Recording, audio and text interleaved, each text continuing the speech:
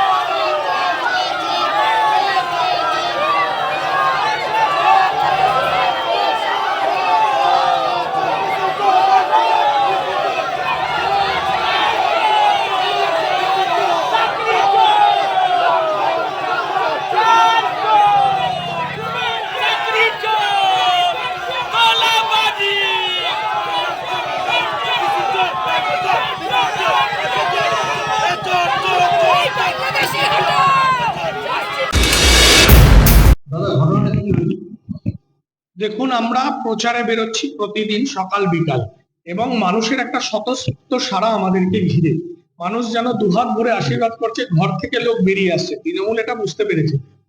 আর তাই প্রতিবারের মতন এবারও ৭ নম্বর ওয়ার্ডে কিছু দুষ্কৃতীদের জায়গায় জায়গায় জড়ো করে রেখে আমাদের মিছিলের উপর হামলা, জয় বাংলা বলা, এবং মিছিল যাওয়ার সময় এবং আমাদের মিছিল পারমিশন নেওয়া, পুলিশকে জানানো, এবং পুলিশের জানা উচিত যে ওই অঞ্চলে একটু গন্ডগোল হতে পারে এবং হওয়ার সম্ভাবনা আছে। পুলিশ এই থানা, হালিশহর থানা অদ্ভুত ভাবে আগে থেকে ব্যবস্থা নিচ্ছে না, হওয়ার পরে বলছে দেখে নিচ্ছি।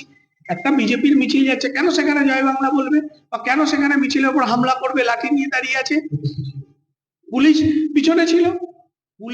পুলিশের দায়িত্ব কি? ঘটনা ঘটার পুলিশের আমি পারফরমেন্স ভালো তখন বলবো যখন পুলিশ ঘটনা ঘটার আগে খবর নিয়ে সেই ঘটনা ঘটতে দেবে না।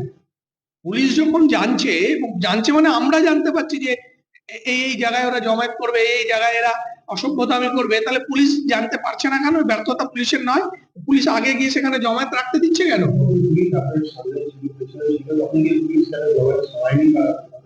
এটাই তো আমাদের প্রশ্ন, যে না, পুলিশ সরায়নি, পুলিশ পিছনে পিছনে হাঁটছে, ঘটনা ঘটার পরে তারপরে সামনে আসছে।